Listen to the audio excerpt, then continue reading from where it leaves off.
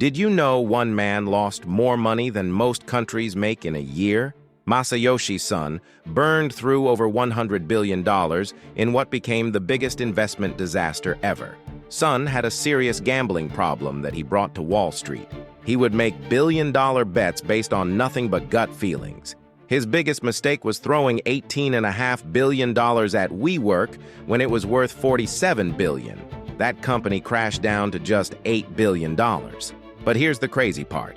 Son convinced Saudi Arabia to give him $45 billion to keep gambling with.